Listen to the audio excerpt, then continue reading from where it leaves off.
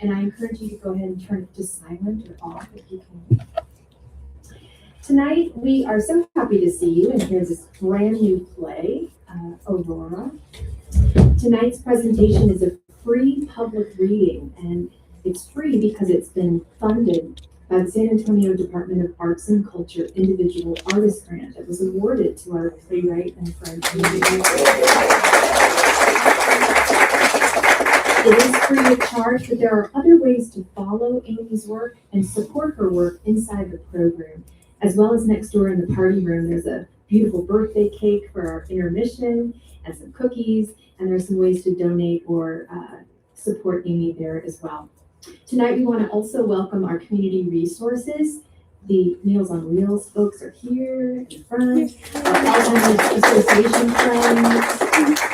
And you'll see that tonight's performance is also interpreted in ASL through Stagehands, a wonderful company here, and their interns are here as well. Welcome. We'll have a short 10-minute intermission to enjoy some birthday cake and celebrate Aurora's birthday tonight. And without further ado, please sit back and enjoy Aurora.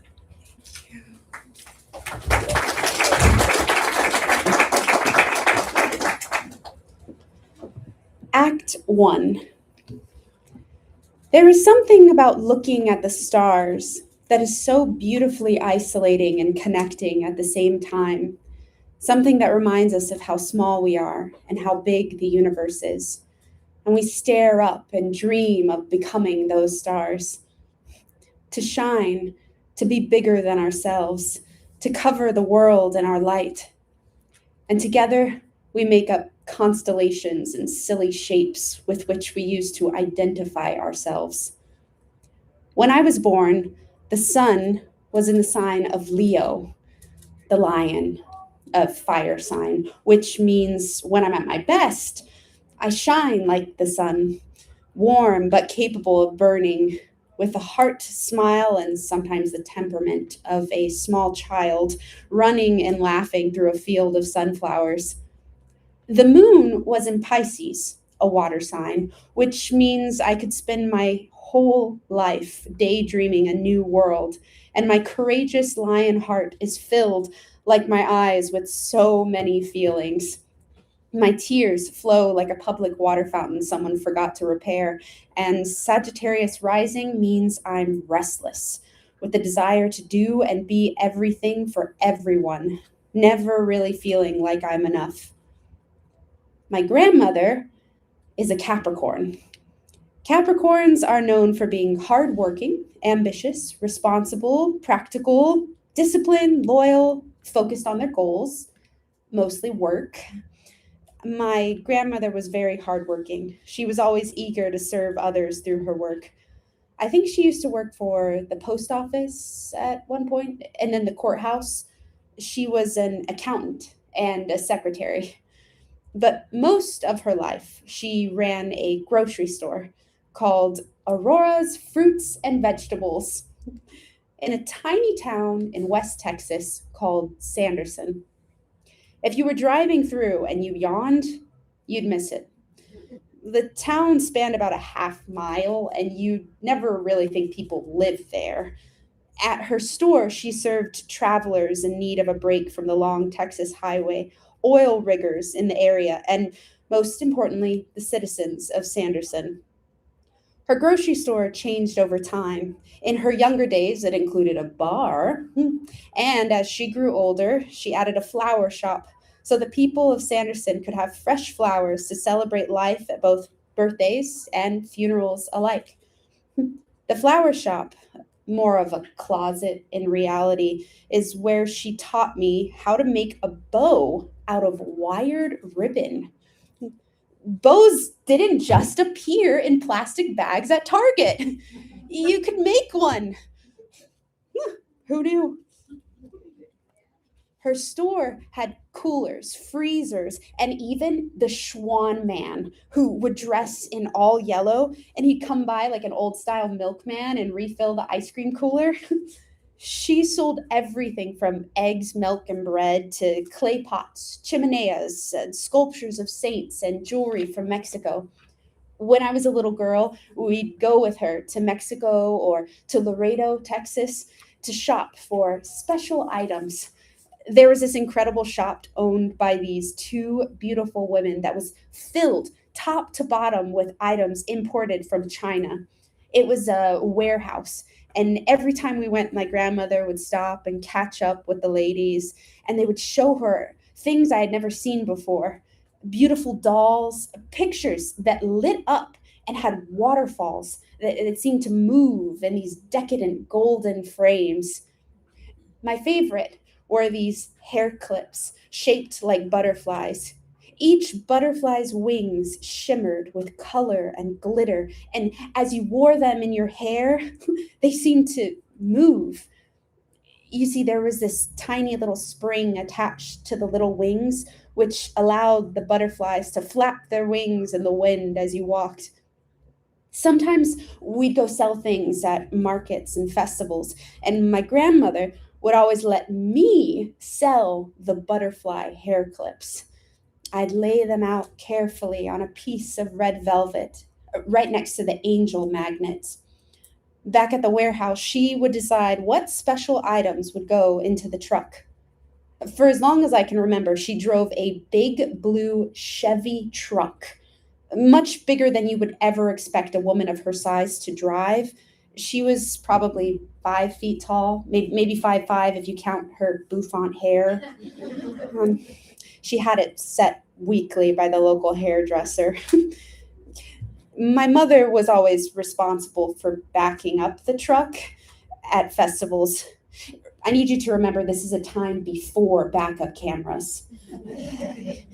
Yeah, I'd peek through the tiny window at the back of the truck and pray we'd get it the second, third, sixth, 12th time, as my mother politely told me to sit down. Every male attending the festival seemed to notice and would ask, "You sure you don't need some help?" But my mom wasn't only backing up a truck. Attached to the truck was the largest trailer bed in existence, that I thought. We would fill it to the brim every time we take it to the HEB in Del Rio to restock her store. At the time, my grandmother's grocery store was the closest store within 100 miles of Sanderson. So we would drive 3 hours to Del Rio and load as much as we could into banana boxes. The workers at the local HEB knew my grandmother and would save banana boxes for her to load her groceries in. It was a whole process.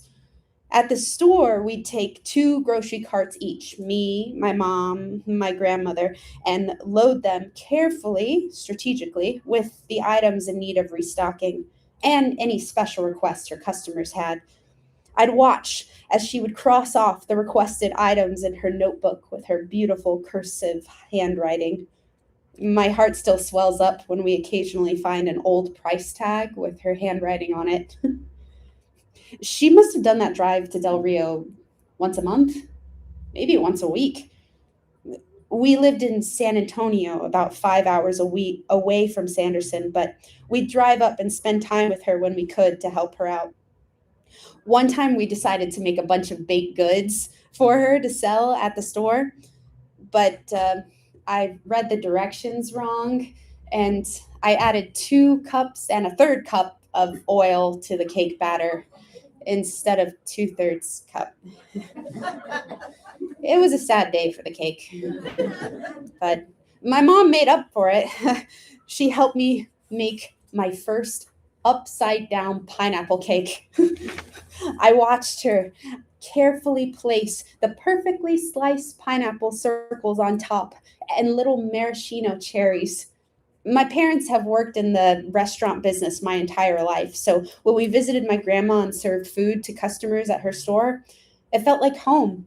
My mom would make as many breakfast tacos as possible, and we'd sell them to the workers who would stop by on Sunday mornings before their shifts. My grandmother would make me chorizo and egg, my favorite. You know the kind. The ones with the concerningly bright orange colored grease that would soak right through the paper towel. Yeah, those. Those are the best. But I think my favorite thing while staying with my grandmother was the fact that I could walk directly from her house to her grocery store and grab whatever I wanted to eat, like cinnamon toast crunch cereal. Sometimes I'd feel a tinge of guilt for taking the last box in the store away from the children of Sanderson when I knew I had access to as many boxes as possible when I got home. One summer, my mom decided to let me stay with my grandmother, who thought it was a reasonable idea to leave me in charge of the store. I think I was 10, maybe. Uh, Now, in 1946, when my grandmother was 10 years old, this was probably a rational thought. I'm sure she could handle it. But me? Well, I treated the cash register like a toy, and I rang up every item in the store that I wanted, including a giant dream catcher with real furs and a picture of a Native American woman in the center. And after I completed my fake shopping spree, I cleared the register, which apparently did a number on her accounting books. And when I made friends with a little girl who was the daughter of the pastor at the church across the street, I went ahead and took $20 out of the register to buy the cookbook she was selling. My grandmother later explained to me that a cash register is not a wallet, and for some reason, she didn't leave me in charge of the store anymore. I don't really know where my grandmother was born. According to an obituary, her brother, my great uncle Oscar, was born in Durango, Mexico. Was she? What did little girls do in Mexico in the late 1930s? Certainly not what I did in the late 1990s, which was mostly teach my stuffed animals what I learned at school that day, color and sing songs dramatically in my closet that I made up in my mind while wearing one of my mother's long skirts as a dress. Clearly, nothing has changed. When did they move to Texas? Were they at risk of being deported? She told me once that they came here when they were little, but how young? And what pushed them to leave their home? What sacrifices did she make? My mom told me once that we had a great uncle who was elected president of Mexico and then shot. Maybe that triggered the move. My grandmother rarely talked about her past. Not that I think she was ashamed of it. I just think maybe she wasn't allowed or didn't feel safe or didn't feel it was appropriate to tell a child. But for some reason, as I was driving her to Kingsville, 3 hours away, to visit her sons, my uncles Jimmy and Joey, she started to talk about it. All I remember was driving in the pitch black, barely able to see the white stripes in front of me, trying to stay awake. State patrol cars were patiently waiting for someone to make a mistake, and giant 18-wheeler trucks revved past me, pushing 80 miles per hour, while my grandmother slept. On the drive there, she told me that her uncle, my Tío Jose, used to sell chicle in the streets of Mexico. Chicle are these tiny little packs of gum. I imagined someone running up to him to tell him what happened, that his brother had been shot. They had to run, and so they did. I loved my Tío Jose. He must have lived until he was about 150. He was my Albus Dumbledore. He felt immortal and like he had already lived forever. He wasn't a U.S. citizen, so he wasn't permitted basic human rights in this country. He lived with a family in a room hidden in a back. A family who knew he could be deported any day, so they held that over his head, and he lived there in exchange for hard labor. He built houses, dug through the hard limestone desert grounds of Texas, put up fences. I can only imagine the things this man went through, his fears, his experiences. He didn't speak English. I didn't speak Spanish. I grew up in a Spanish-speaking household, but when I asked to learn the language, they said no because they didn't want us to know their secrets. They could chisme all they wanted right in front of us, but we wouldn't know derecha from izquierda. But I think it was also probably because they were punished in school for speaking Spanish as kids, and they didn't want the same thing to happen to us. My godmother told me once that she was speaking to one customer in Spanish at work, and another customer overheard and proceeded to give her a lecture about how she should speak English and how this was America. To which she replied with perfect clarity and articulation, "How can I help you?" But I wanted to talk to my tío Jose.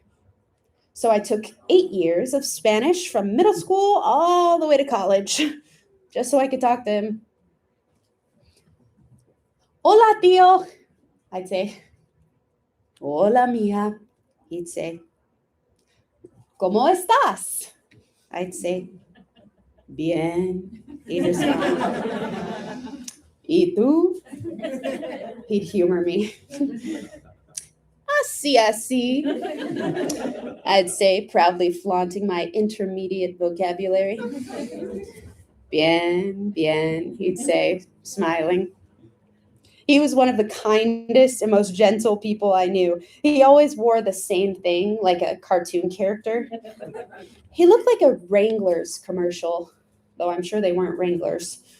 He wore boots to protect his ankles from snakes, jeans to protect his legs from chiggers, long sleeve button down shirts to protect his skin from the sun, a cowboy hat to cover his gray hair, a white undershirt because no man in my family ever believed in being shirtless.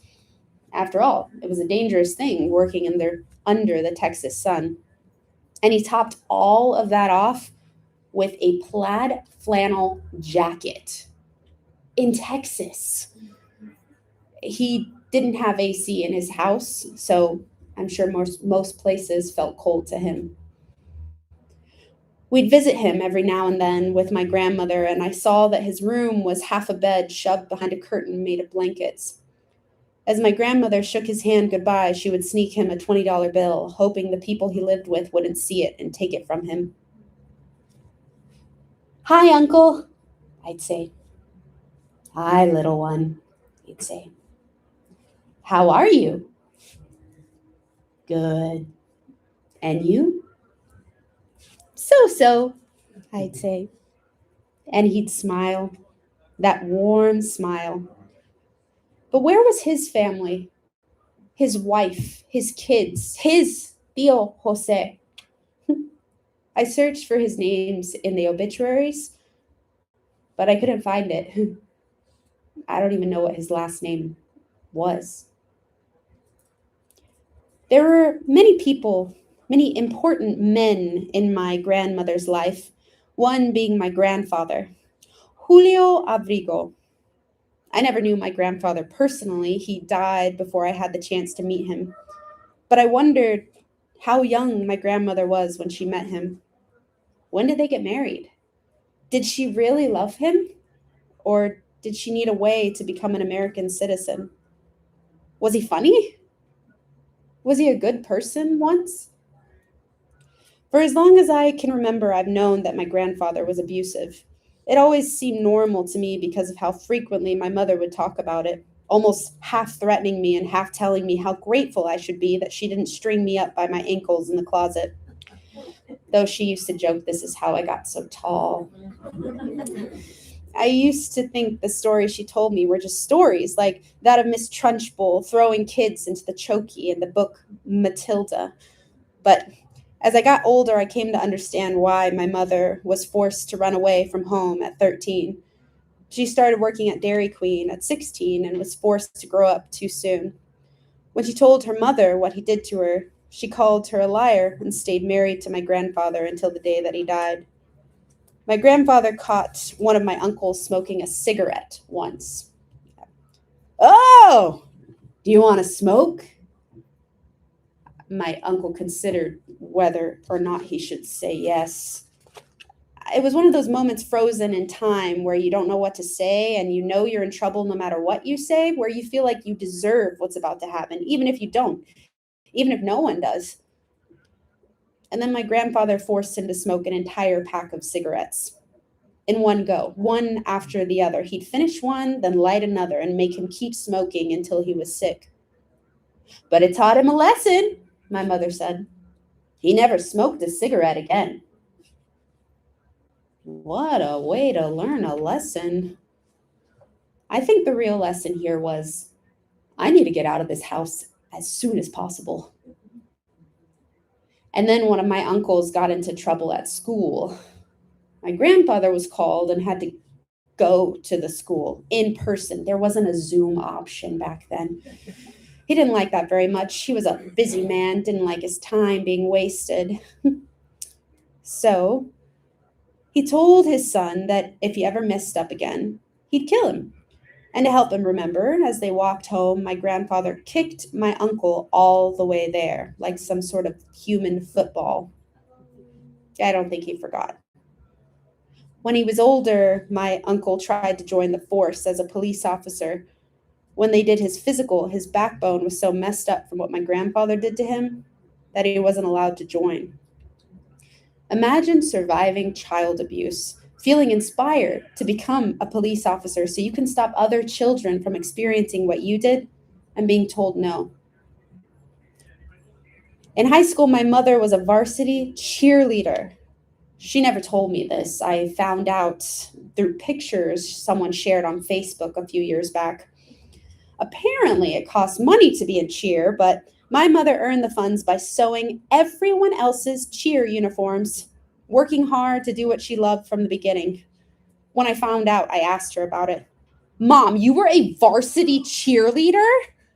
To which she said, oh, I wasn't really a cheerleader. I was on the bottom of the pyramid. I just held everybody up. What a perfect metaphor for how my mother lives, holding everyone up, no matter what pain and sorrow she has. My mother sought her own justice from my grandfather through law school. She wanted to become a lawyer so she could put her father away for good. She worked during the day at Jack in the Box and then went to law school at night. She would have finished school too, but my grandfather had a heart attack and died at the doctor's office. It was strange. He was walking out of the office, dropped on one knee, and just died.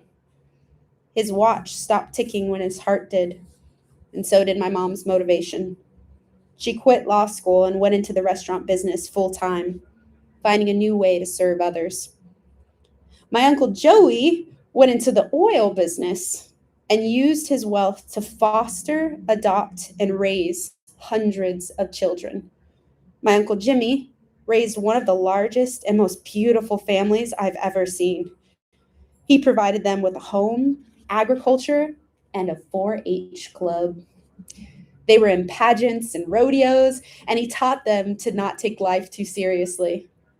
This man works in construction, has survived multiple heart attacks, but still thought it would be hilarious to pretend when he was changing our light bulb in our living room that he was being electrocuted. I guess they all found their own justice. I'm not sure when my mom told me all of this. Maybe it was when they taught us about child protective services at school. I used to tell my mom I was going to call CPS on her. I also used to call anyone who drank one glass an alcoholic. And when my mother tried to give me baby aspirin for a headache I had, I told her, Nancy Reagan told me to say no to drugs. She tells the story a lot and buttons it with, oh, but when she had her first period, she was begging me for Midol. Yes, I was. She would later tell me she would call senior abuse on me. We never called. My mom only spanked me once, and I know she hated herself for it. When it happened, I was silent, my face blazing with rage. She cried herself to sleep that night, wailing to her partner about how horrible she felt about laying a hand on me, terrified of turning into her father. Apparently, spanking me didn't work. It didn't seem to bother me, it just made things worse. So they tried something else. Something taken from my Aunt Norma's arsenal of Scorpio superpower manipulation tactics. Putting me in the corner. Now, anyone who grew up in my Aunt Norma's family knows you did not mess with my Aunt Norma. When you were in her car, you were silent. You were not allowed to eat in her car, nor would you ever ask to do so. The car was to be kept pristine, as well as the house, your plate, and any surface you interacted with. If you were playing your cards right, it should look and sound like you never existed. If the radio was playing in the car, you could sing along, but if someone received a phone call, you were to be so silent that God forgot about you. To this day, if she told me to blow my nose, sit up straight, or suck it in, I'd probably do it. And I respect her for that. And for all that she's done in her life, the things I can only imagine she's clawed through as a woman in advertising and print business, and how she's raised her kid and multiple grandkids, mostly as a single mother and grandmother. But the thing my Aunt Norma will always be known for is her pantry. Her pantry is what I used to imagine heaven being like. A perfectly organized multiple shelf storage of endless goodies. Cereal with marshmallows and cinnamon sugar and, oh, don't get me started on her house. A treasure trove of child's gold. She had a pool table that commanded reverence and a mini basketball hoop that we'd shoot koozies through. And if you need something, Norma probably has it. Coloring supplies, Barbies, bath toys, Honey Nut Cheerios, a full catering setup, confetti cake for your birthday, a porch swing, a hot tub, and a DJ on her back porch blasting, "My anaconda don't want none unless you got buns, hon." She truly has anything and everything your heart could desire. We used to run races together, 5Ks. I miss it. She smiles at me now with a genuine kindness, warmth, patience, and understanding. She knows the world. She built her own castle and filled it with everything we needed. Who did the family seek for her wisdom in trail mix making? Who still has the baby spoon of her over 30-year-old daughter? Who has the most spotless vehicle in all of Texas? Norma. The women in my family are powerhouses of a different realm. This is their world, and we are mere mortals living in it, powerhouses of our own. So back to my mom, trying not to become my grandfather, scared to ask my grandmother, seeking to discipline what I can only imagine was a very overly enthusiastic, energetic, chaotic explosion of a child with hair racing down past her bum, probably well in need of a comb and some L'Oreal Kids Detangler spray. So she followed my Aunt Norma's advice, and she put me in time out. I wailed endlessly, scream crying, not in a rage, but in a pain that seemed to fill rivers past the levels of any ocean, a monsoon that swelled within me and resulted in a tsunami that converted our house into the Titanic and turned my mother into a very confused captain with the wheel of the ship broken off in her hands. "What's wrong with you? You sound like someone's murdering you." "You hurt my feelings." Oh, Lord. This wasn't the first time in my life that one of my parents would refer to me as a drama queen. And yet they claimed to have no idea I would have any interest in theater. That was the last time they put me in timeout. I don't really know how they got me to behave, or maybe they never did. Honestly, I was pretty spoiled, but I never did anything terrible to the house. Did I try to cut my own hair and fail astronomically? Of course. But who gave the 4-year-old scissors? Did I try and use those dumb scissors that can't cut through paper to cut off the ear of a girl who pissed me off in kindergarten? Yes, I did. But was I successful? Not that time. But my parents did their best. With me, with each other, with themselves. And so did my grandmother. She always told me how smart I was and how I would always get all A's. So when I got my first C in college because my perfectionism prevented me from turning something in on time, I was a bit of a mess. I never really knew what I wanted to be when I grew up. But when I was little, my grandmother used to tell me, Mija, someday you're going to be an actress.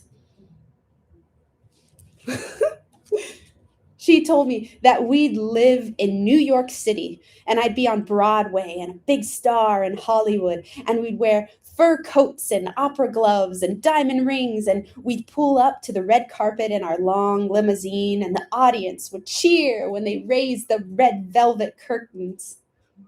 My grandmother spoke of our glamorous life like she had lived it, and it seemed we were destined to live a life of luxury and riches, even as we scrubbed the vinyl floors of her grocery store. My grandmother worked hard for her wealth, but she also loved the Texas Lotto. She used to play the lotto like it was her birthright. Scratch offs, Powerballs. I didn't know how the tickets worked, but I loved helping her with scratch offs. It felt like anything was possible. When I think of my grandmother, I think of paper towels and her pecan tree and screen doors slamming and those metal tin stars that hung from the ceiling with blue marbles for jewels. And that one time we tried black-eyed peas for New Year's and it did not go well. And my Uncle Jimmy hunting deer in our backyard, and lard and corn husks. And there was this large wooden rocking chair on our back porch she would sit in, and tiny gnats crawling over the lace doilies that she covered her round kitchen table in. And there was this tiny mouse that lived behind her stove. And I screamed when I saw it as I jumped up on a chair like an elephant, terrified it was going to get me. She told me, the mouse is more afraid of you than you are of it. And I told her, you're wrong. She taught me that you have to wash beans before you cook them because they come from the ground and they're covered in dirt. So we'd strain them and separate the beans from the rocks. She taught me how to make flour tortillas from flour and water, and how to cook them on a comal, and how to grind seasonings with a molcajete, and said if I got hungry, I could melt butter on a tortilla and call it a day. I think of her porcelain dolls with pure white skin, which our systematically racist society trained her to think was beautiful, and her collection of odd-shaped teapots, one being a full-size hen. She owned chickens once, and goats, I think. She always had a dog while I was growing up. It guarded her house, a chow for the longest time, and a gatekeeper who would feed him, who I think was just a homeless man she would feed in exchange for work. Tony was his name. I think of her silver hairbrush and her vanity worthy of princesses, with a matching hand mirror, a makeup tray, and powders I wished I knew how to put on my face. I was getting a little obsessive with the hairbrush, so she warned me that if I brushed my hair 100 times, every strand of my hair would fall out. This woman was wise. While Julia Childs would supposedly start meals with dessert, my grandmother would not go to bed unless she had dessert. We rarely saw my grandmother. The occasional summer visit tied with Thanksgiving and Christmas, when we'd all gather together near San Antonio. My grandmother, my mom, and my two uncles. My Uncle Jimmy would drive a few hours from Kingsville, and my Uncle Joey, who lives in Missouri, the state, not the condition, would join us too, and all their children. I have a vivid memory of one Christmas when my mom had to go into work, and apparently I slept in so late by my family standards that my Uncle Jimmy came into my room and dragged me out of bed by my ankles. I'm sure he found this hilarious. I found this completely disruptive to my emotional state. As an only child with princess-like treatment, this came as a total shock to me. I had never experienced something so horrific. I prayed for my cousins, whom I assumed experienced this daily. My Aunt Maggie, my Uncle Jimmy's beautiful wife with a heart of gold, then forced me to brush my teeth. I'm going to eat breakfast, I said. Exactly, she said. You can't eat all that plaque and bacteria that built up overnight. You need to brush your teeth. and then she refused to feed me until I had brushed them. Ugh. I had to remember where my toothbrush was and find something called toothpaste. I don't think I'd brushed my teeth until then, throughout middle school. Thank God I wasn't a coffee drinker. Then, after this rigorous obstacle course, I was forced to play Monopoly with my Uncle Joey. Ugh, I decided there were far too many rules. I wanted to be the cute little dog, but I ended up being the hat. Somebody else got to be the banker. I suddenly understood why my Uncle Joey was so successful. He was a true businessman. He did not take owning a railroad lightly. One time, we all got together for New Year's. My cousin and I were popping firecrackers, sparklers, pop rocks, but then we moved to the big ones. Naturally, with all of our intelligence, emotional maturity, and the dry Texas brush, we ended up unintentionally setting a fire. Um, Thankfully, my cousin Madeline had the sense to call for help, and my Uncle Jimmy came running in. He stomped the fire out with his cowboy boots, like a true Texan. And that night, I learned what real heroes look like. Typically, we'd all meet at the house my grandmother owned in Bandera, Texas, about 45 minutes to an hour from San Antonio. At a few times in my life, my mother and I lived there as well. It was a mobile home on a plot of land that was several acres. The house had green carpet and high ceilings, with which provided excellent acoustics for my impersonations of the lion in The Wizard of Oz. If I were the king of the forest. Yeah, it was pretty awesome. When we first moved in, I was excited. That was until I learned what a water moccasin was and saw several in our lake. And then I heard about the snake that was in the trees above the hammock. But I pulled up my bootstraps and I rode that lawnmower like I was John Deere.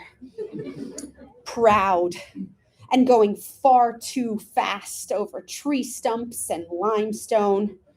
We couldn't really see the ground over the grass when we first got there, so we just started mowing. Con paciencia y fe. We learned a lot, like the fact that you could total a mower. The drive to my high school was over an hour each morning, so we'd leave the house around 5 a.m. before the sun had the dignity to rise. And my mom would fuel me with a toasted cinnamon raisin bagel smothered in peanut butter with grape jelly on top. We'd sing and dance in the car so frequently that one of my fellow students asked me to verify if that was indeed us he saw dancing off Ingram Road. I don't think I had the confidence at the time to tell him yes. I was just glad he didn't see us when we were impersonating geese. Sometimes my grandmother would visit us in San Antonio. She loved going to see my mom at work. At the time, my mom worked for Sonic Drive-In. She was the general manager in Boerne, Texas, another small town about 10, 15 minutes from Bandera. She'd have to open the store at 5 a.m. So on weekends, we'd wake up way too early, and I'd sleep in the car until I was ready to come out. There's no indoor restaurant, so I just hang out in the car or on the patio, entertaining myself until I was old enough to be put to work. When my grandmother would visit the store, she'd invite her sister, my Aunt Erlinda, or Linda, who lived in Boerne. They'd sit on the porch and gab while they sipped their iced tea, and I'd try out the roller skates. I was not very good, but for 50 cents extra per hour, I sure did try. Now, the one thing about living in the hill country in Texas is it is dark, like scary dark. Like when you stop at a stop sign in the middle of the night and you look to your right and your left to see if anyone's coming and they're not, you see nothing. And there's a silence so pure it drives city folk into madness. The only thing that deafened this silence was the thunderstorms. Everything is bigger in Texas, including thunderstorms. Storms that made King Lear shudder. Loud, booming thunder, wind strong enough to rip roofs off buildings, and lightning to split 100-year-old trees in half. The rain that appears like a woolen blanket you can't quite sift through, a waterfall that seems to pour endlessly onto your windshield so loud that you can't see, and your windshield wipers can't really keep up. You search for those little white stripes on the road and pray no one else is driving right now. On the highway, it's not so bad. I mean, you can follow someone else's brake lights and pray that even if they're wrong, at least you're behind them. In the country, there are no brake lights, well, not for miles at least. And the roads are a mix of dirt and loose gravel that you pray stays strong enough for you to get through. It makes you question if the silence and the stars are worth it. It makes you question everything. There was nothing more terrifying than driving at a snail's pace through Texas rain. But there we were, my grandmother in the passenger seat, who now had vision loss due to glaucoma, while 16-year-old Amy with a permit vowed to get them home. I think she could tell I was scared. She was probably scared. We talked about God bowling and angels and how they'd protect us, and she prayed loudly about how she trusted Jesus. And we shouted and sang over the storm, almost speaking back to it, making a music no one else would hear. I wouldn't say I was raised religious. Well, we went to church on Christmas, sometimes. Easter Christmas Catholics, I think they call it. But we skipped on the Easter part. We were usually busy hiding or eating chocolate eggs. Though I do think we did our best to make Palm Sunday. That's the one where they give everyone in the congregation a palm leaf when you enter, because something about Jesus riding triumphantly into Jerusalem on a donkey. I don't know. All I knew is that it meant arts and crafts. And this was good news, people. We take the single palm leaf and fold it carefully into a cross and hang it over our door for protection. A leaf with the power of God inside it. I didn't really know what the Bible was, but we prayed a lot. My mom taught me the Lord's Prayer and Hail Mary, and we talked to the angels. There were a lot of saints in our house. Pictures, statues, necklaces, coins, and the face of white Jesus was everywhere. It wasn't so much about sin for us as it was two wrongs don't make a right. And you know better. And just because the kid shoved his fingers in your face doesn't give you the right to break one, Amy. I like the little candles they gave you at midnight mass. They have these little collars on them, like the collars dogs get at the vet office to keep them from biting themselves. I wondered why candles needed to be kept from biting themselves until I saw the first drop of wax run down my candle and land on its collar. My least favorite part of going to church was being denied breakfast until after the service. Something about Christ starving in the desert for 40 days and 40 nights. Yeah, I don't know. All I knew is by the time church was over, Taco Cabana stopped serving breakfast. So I had to eat lunch. The cashier in the fluorescent pink polo became my prison warden and told me I could not have chorizo and egg, potato and egg, or anything with egg in it. What can I eat? I asked. You can have a bean and cheese taco. Bean and cheese? I looked up at her in horror, and my disbelief had my parents saying, bean and cheese is fine, thank you. As they shot me a look, I prepared myself for burial. Nowadays, Taco Cabana serves breakfast 24 hours a day. 24 hours! But back then, these were dark times. No smartphones, no internet, no potato and egg tacos after noon. It was tragic. Church for me was being forced to wake up too early and sit in an uncomfortable pew while some old white man told me how to live my life. And we'd stand up and we'd sit down and we'd kneel down and we'd say things like, peace be with you. And we'd have to shake hands with random strangers and say, and also with you. And listen to a pastor who was tone deaf singing a bunch of words on a single note. And we'd all get into this long line and be given these circular cardboard toms that I tried to slowly melt on my tongue, as it was the only food I was allowed for 40 days and 40 nights. But we never really talked about church. We went to the service and then we went on with our lives. The first person to ever talk to me about church was my Aunt Yvette. She took me to vacation Bible school. I was a little hesitant at first, but she was babysitting me, so I didn't really have a choice. So I went in. Y'all, this place was amazing. We got to sing and dance and make arts and crafts. Oh, this was church? Are you kidding me? Oh, this place is awesome. We got to decorate our own clay pot with these broken pieces of glass that were safe for us to handle for some reason. And we were told how we're all broken, but God brings us together and makes us whole. And we learned Bible songs like, Pharaoh, Pharaoh, oh, baby, let my people go. Yeah. It was a good time. But y'all, I only got to go for one day. Can you believe it? But it was one of the best days of my childhood career. I don't think I understood the whole Jesus dying for our sins part or why people kept saying good news. But arts and crafts and singing, that was good news enough for me.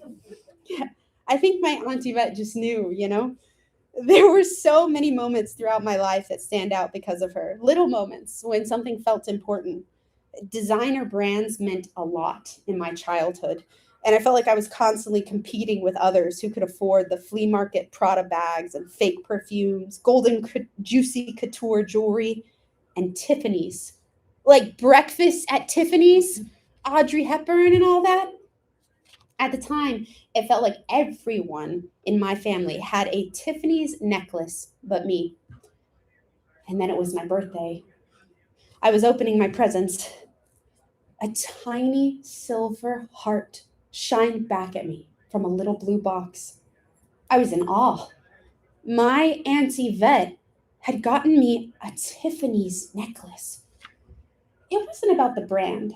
I mean, it was, but it wasn't. It was about what it said, the statement that it made. It was like she was saying, here you go. You are included too. You are allowed to be beautiful.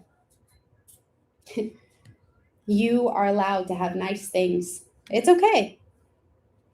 Every year she'd get me something so nice it made me blush. Each gift so very kind, thoughtful, and generous. Like she was trying to make it all up to me. All the times I felt like I was never enough. It's like she could see me, perhaps even when I couldn't see myself. She always wanted to make sure everyone was having fun. She'd lead us through family games, and for Christmas, she showed the twin baby girls how to toss rings onto the inflatable antlers I was now wearing on my head. Her curly hair bounced as she jumped for joy when they got one on. There you go, see? When she traveled recently, she brought back a bookmark for me. Such a small thing, but it meant so much. It was a replica of a painting called Garden with Sunflowers. On the back, it says, "Which masterpiece are you?" Like she wanted to remind me that I too was a masterpiece. My Aunt Yvette passed away last May. When I was in the church for her service, I could not stop crying. Looking at her 2 daughters she left behind, her 4 grandchildren, all her friends, the pastor of that church who said his marriage she saved. They said when they asked her how she was always so happy, she'd tell them, "That's Jesus." And that was the day I was grateful her grandchildren had been risen in the church. When I saw 5-year-old Charlotte, she told me, "Grandma, Evie is in heaven, and she's having a party with God. She's eating cupcakes and ice cream." Not too long after, I had a dream about her. She was asking me to help her at a soup kitchen, except instead of soup, we were serving cereal, and the guests were only children. She asked me to make sure the kids who wanted them got marshmallows. There was a moment in the dream I was looking at her, as if in disbelief she was really there. She stopped what she was doing, looked up at me, and asked if I was okay. Yes, I said, and she smiled. I woke up crying. It felt like she wanted me to know she was okay. When I told my mother about the dream, she said, Auntie Vet is helping feed the children in heaven. That seems like something she would do. A few weeks before my aunt passed, we were all together celebrating Easter. That was the same day my little cousin, Charlotte, almost drowned in the pool. None of us knew what was happening until we saw my Auntie Vet jump into the pool to save her in her Easter clothes. The water was freezing. Afterwards, while my aunt went to change, I wrapped Charlotte in several towels as she shuddered from the cold. The dye from the cascarones stained the tile like blood, and later I wondered what would have happened if my aunt had passed away just a few weeks before she did. Not too long after her funeral, her daughter's husband, Kaliki, had a heart attack. Just after losing her mom to a heart attack, my cousin was about to lose her husband and the father of her 2 kids. It enraged me, but it made sense. Kaliki had buried his own mother only a year or so ago, and now he had to bury his second. His heart was ripped in half. It was a miracle he was still alive. After the heart attack, he went into a coma. They didn't know who he'd be after he woke up, if he woke up. That was the first time in a while I physically got on my knees and prayed. I was pissed at God, and somehow even more pissed at Kaliki. Don't you dare, I said. I sent him healing everywhere I was. I'd close my eyes and imagine him in the hospital, and I'd give him a lecture. You are going to heal, and you're going to get better, and you're going to go home, and you're going to be there for your family, damn it. At the time, I was helping my mother deliver catering orders for her work. I was waiting for the office to open when 2 external double doors shot open. I looked toward the noise and expected to see someone to accept my delivery. I saw nothing. That's odd. The doors closed. A few minutes ticked past and the doors opened again. Hello? I step forward and take a glance out the doors. I see a large sign. I text my godmother. Nana, what hospital is Kaliki at right now? Methodist hospital, she says. I look back at the sign in disbelief. It was the Methodist hospital. It was staring at me like it was waiting for me to notice. It was as if being closer to him would help my prayers and healing be stronger. So I prayed. A few days later, he got out of the coma, out of the hospital, and home in time for the family to get together for my mom's birthday. No brain damage, no loss of mobility, just his whole self walking around our kitchen eating tortilla chips covered in ground beef and Velveeta cheese. When I see him, I hug him and try not to let the tears stream down my face. It was my grandmother who taught me the power of prayer and healing. You see, there was this time I got so sick I didn't think I was going to make it, and I watched as my grandmother covered me head to toe in this magic ointment that I believe is called Vicks. She put it behind my ears, on my chest, my hands, my feet. She felt like a shaman working carefully as I heard her whisper words I didn't know, making signs of the cross over my body.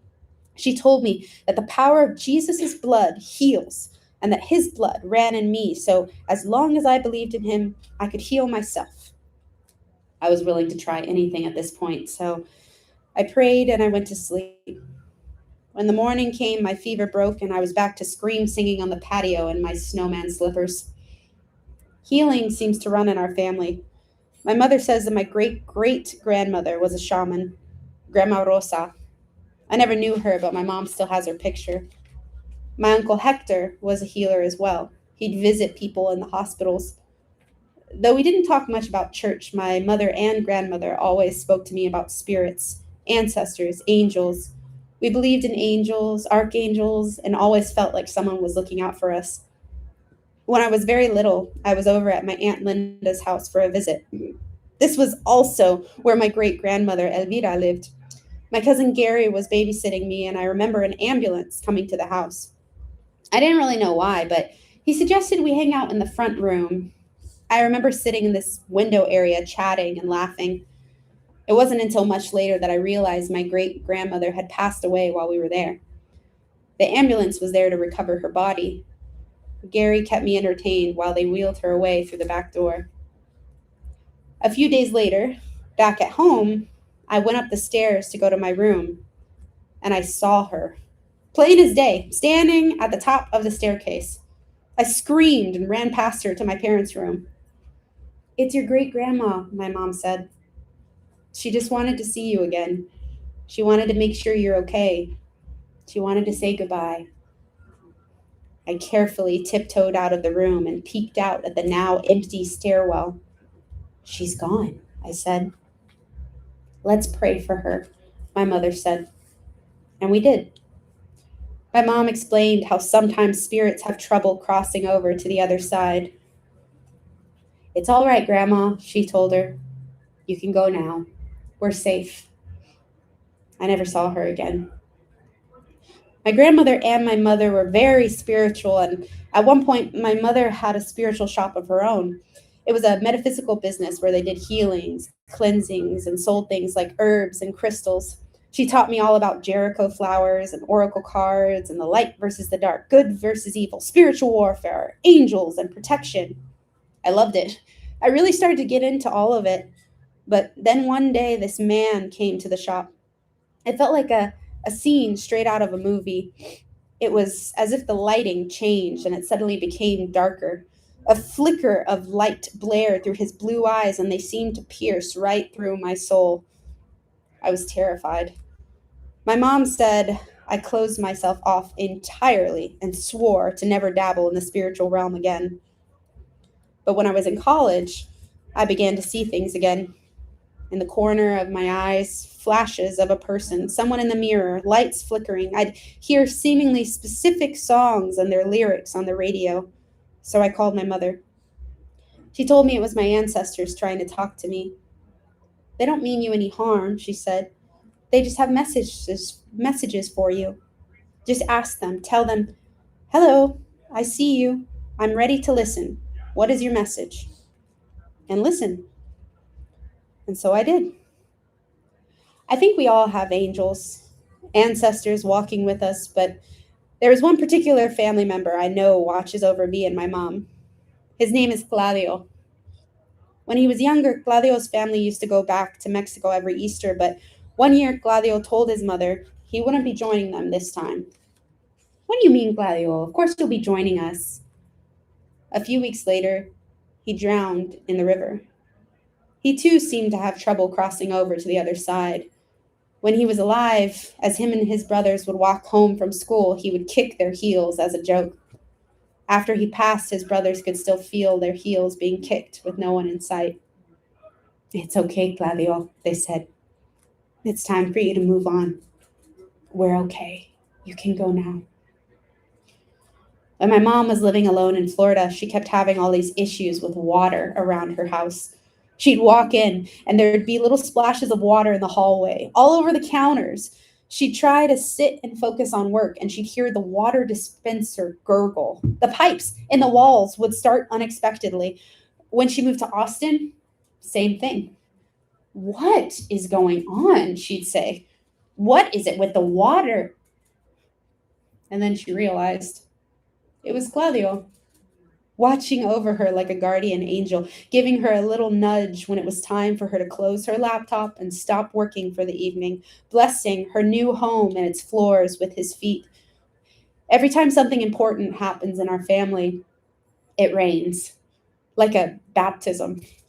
We think of it like a blessing. Anytime something strange happens with water, we take it as a sign from Gladio. I found the newspaper article from his accident. The article says he was playing with 3 other teenage boys in Cibolo Creek in Bernie. The creek, they said, had been dry for years due to drought, but they had a windfall of rain and the levels rose quickly. The boys had built a raft. and were playing in the newfound river when Claudio fell in. His playmates tried to bring him to the surface, and when they couldn't, they called for help. Volunteer firemen rushed to the scene, the sheriff's department, city police, and others. They retrieved his body by tying a rope around him and declared him dead at 2:10 in the afternoon. He was 15 years old. His brothers, Junior and Hector, were aged 11 and 17, respectively. I wondered, were they the other boys with him at the time? Or did they find out what happened later? Their eldest brother, Oscar, wasn't home. He was in Germany, serving the U.S. Army at age 19. After Claudio died, the Red Cross negotiated to have Oscar come home to be with his family, and he was honorably discharged from the Army in 1957, the same year Claudio passed. His sister, my grandmother Aurora, was 21. I can only imagine how this event has shaped everyone in my family. After leaving the military, my Uncle Oscar joined the Kendall County Sheriff's Department, maybe to prevent other little boys from drowning in the river. My Uncle Junior ended up serving in the military as well. He served as a parachuter in the Vietnam War. They dropped him somewhere in enemy territory to get a lay of the land, but he was stuck in a tree. Instead of someone helping him down, they sprayed him with Agent Orange, amongst other things. He came home in a wheelchair, paralyzed from the waist down and nonverbal. When he got home from the war, his wife put him on a train and left him to die. Thankfully, the people at the train station knew my grandmother. So when they found his license on him, they called her and said, "Aurora, we have your brother." She drove the hours to get him and immediately took him to the Veterans Hospital. He was dehydrated, malnourished. After he recovered, she took him home. "He's my brother. I'll take care of him." So she did. She lifted him in and out of bed into his wheelchair, bathed him, clothed him, and fed him. When I'd visit them, I'd sit with him in front of the television, and we'd watch old funny shows in black and white like I Love Lucy and the Three Stooges. We watched Sister Act religiously, and he loved Home Alone 1, 2, and 3. We'd sit there for hours and laugh and laugh. I think this was my grandmother's way of giving him the best life possible, one full of laughter. Sometimes I'd talk to him, tell him all my troubles as I held the giant purple plush bunny my mother gave me for Easter. "Do you want to hold the bunny, Uncle Junior?" I placed the bunny in his arms and talked to him about my dog and my life back at home. He just smiled. When my grandmother was no longer able to lift him out of bed, she reluctantly moved him into the closest veteran care hospital a few hours away. She would visit him as often as she could, ensure he was getting proper care and grooming, and she'd give the nurses a piece of her mind if he wasn't. He stayed there until he passed in 2011 at age 65. I think this is when my grandmother started to decline. She moved into her store and sold the house behind it where she lived with Uncle Junior. Instead, she lived in a small bedroom behind the cash register. She had a guest room in the back of the store, which is where I stayed with my best friend when we decided to come up to Sanderson to visit her with my mom. I think we were freshmen in college. We were giddy as ever, and it felt like our 14-year-old sleepovers all over again, except there were all these flying bugs like moths in our bedroom that were drawn to the ceiling fan light, which we were keeping on because we were not going to bed anytime soon. And I was making a game out of singing, killing as many bugs as possible, chancla in hand. It was war, and we were winning, so we told ourselves. We fought long and hard until we tuckered ourselves out, turned off the light, and finally melted into sleep. We woke the next day to find out that the wall we were smashing bugs on had another side, which had shelves on it littered with priceless glass antiques that had since been shattered. My grandmother was not amused. I don't remember why, but at some point I said to my grandma, joking, laughing, as if she was one of the girls, "Ah, you're crazy, Grandma." Her face changed, and I immediately knew I had done something wrong. She exploded. I'm not crazy! How dare you call me crazy? I am not crazy! My grandmother had never gotten upset with me before. Not really. Definitely not like that. I didn't know what to think. I moved on. We moved on. Ate a meal somewhere. Went back home. But this wasn't the end of it. Not for us and not for her. End of Act 1.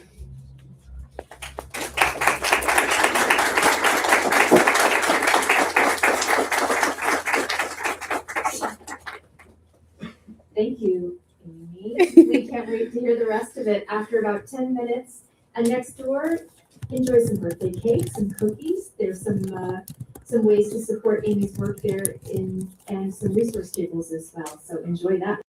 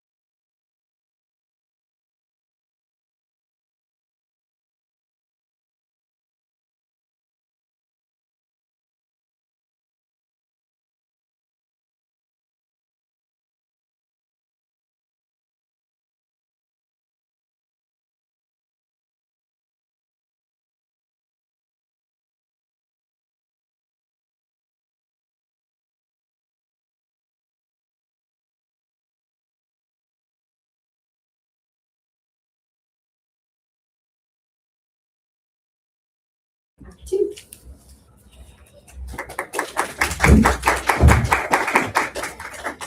Act 2. Alzheimer's disease is a progressive brain disorder. Essentially, these plaques and twisted neurofibers cause a decline in the levels of brain chemicals. Brain cells begin to die, and brain functions with them.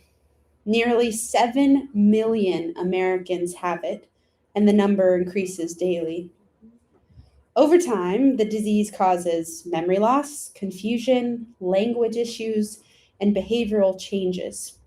It's irreversible, worsens over time, and is not a normal part of aging, though it can feel like it.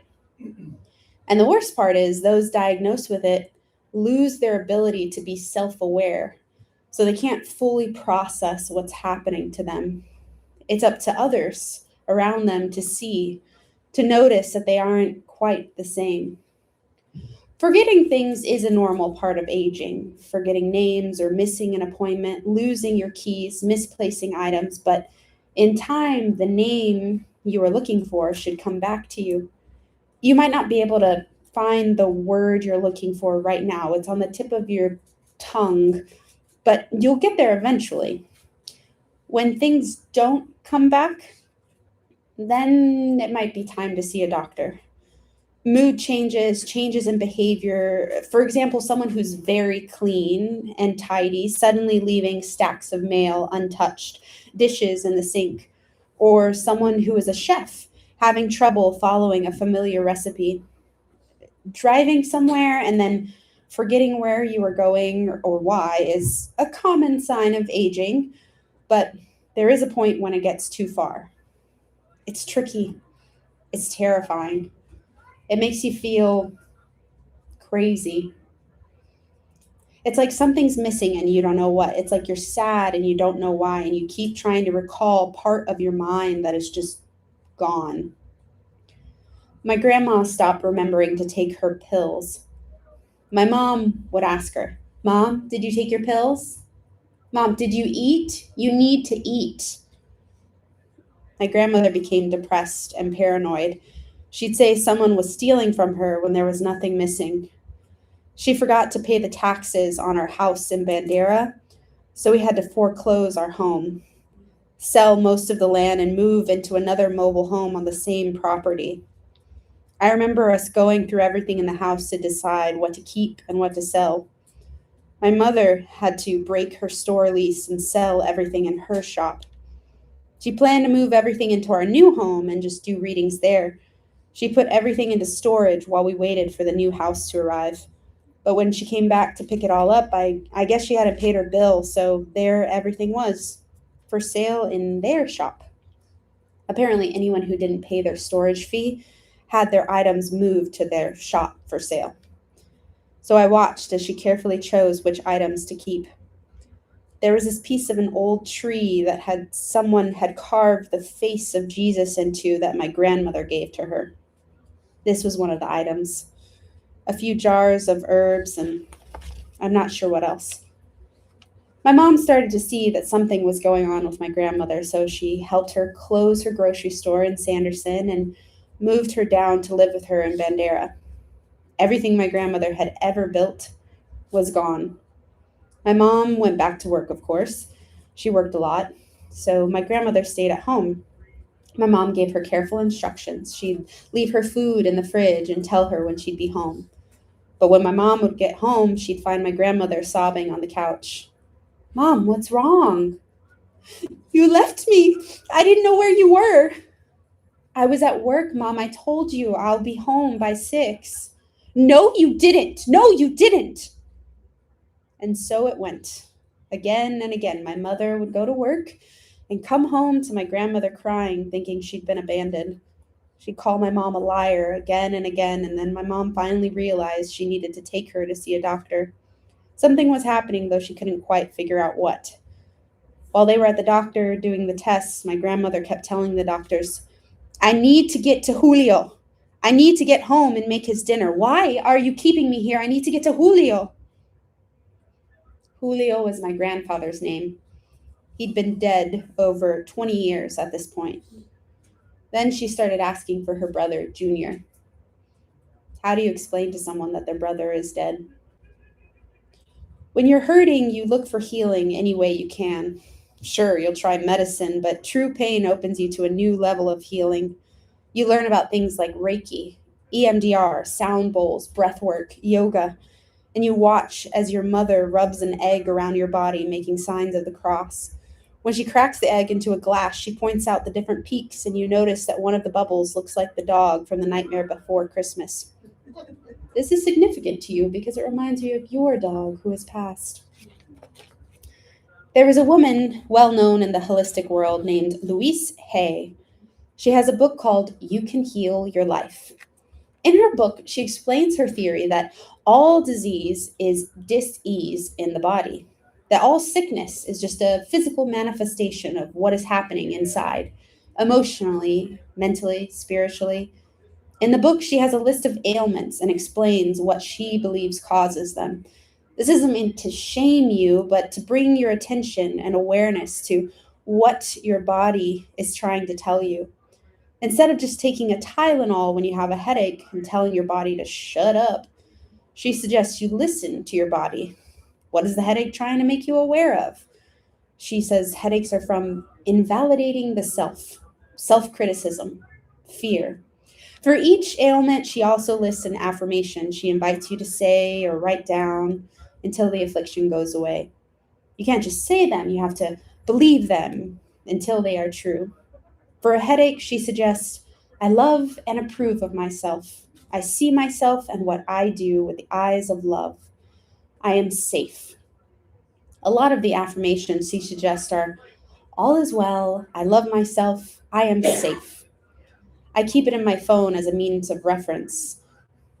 She says cancer is a deep hurt, long-standing resentment, a deep secret or grief eating away at the self, carrying hatred or a feeling of what's the use.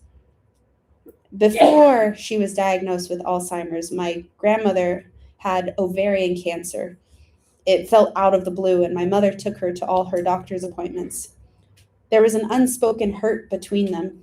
My grandmother had never really acknowledged what happened in my mother's childhood and how she called her a liar when, as a child, she came to her seeking support, help, and understanding. They had a long conversation. And when my grandmother returned next to the doctor, they told her her cancer was gone. It never returned.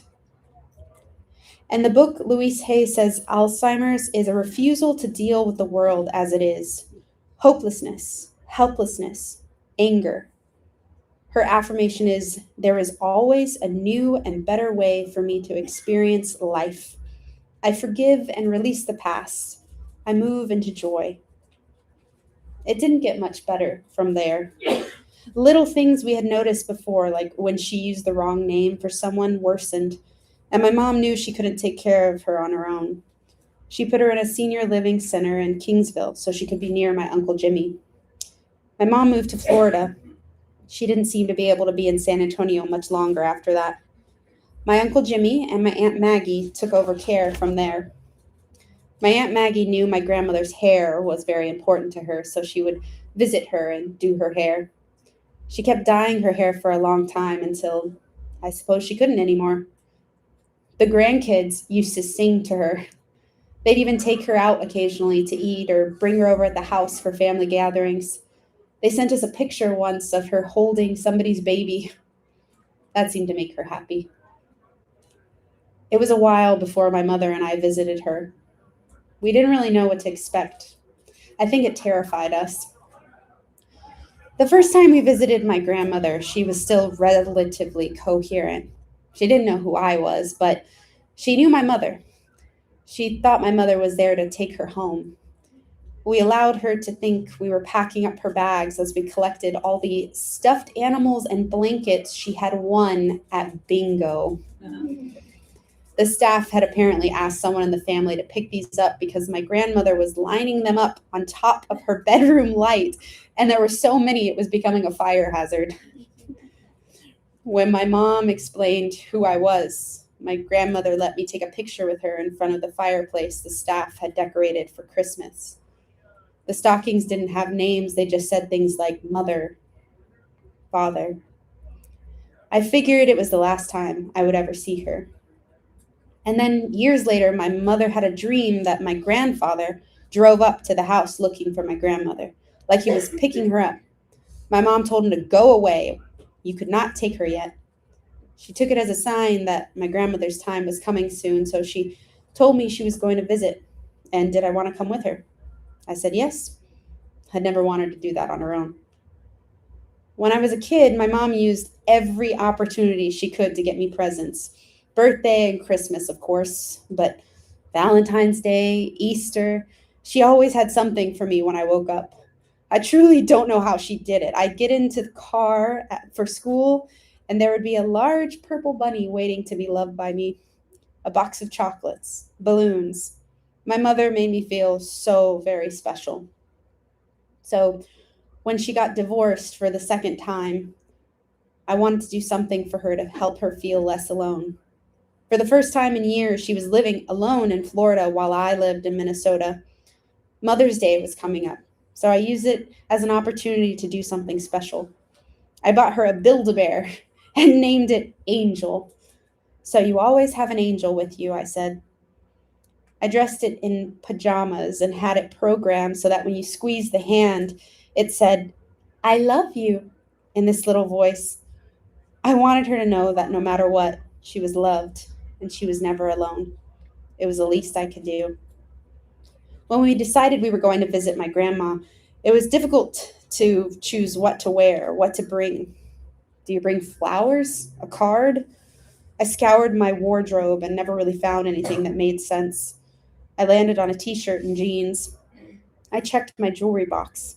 Recently, for Halloween, my best friend Josie and I had dressed up like fairies. For her costume, she placed butterflies in her hair. They were the same ones I used to sell with my grandmother at the market. Where did you get those? I said. At the end of the night, she gifted me one.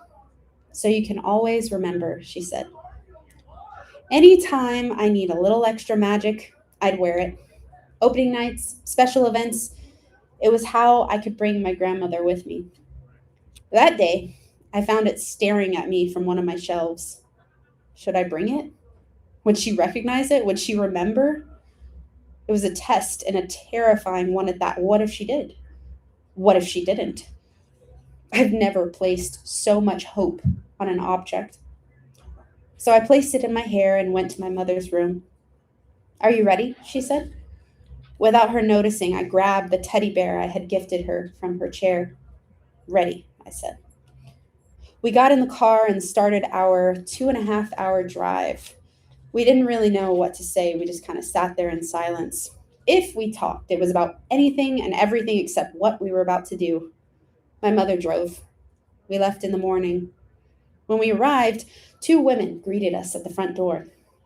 Can we help you? I'm here to see my mother. Last name? Abrigo. Aurora Abrigo. How do you spell that? Abrigo. Abrigo. We waited in silence as the 2 women exchanged glances. We don't have any patience with that name here.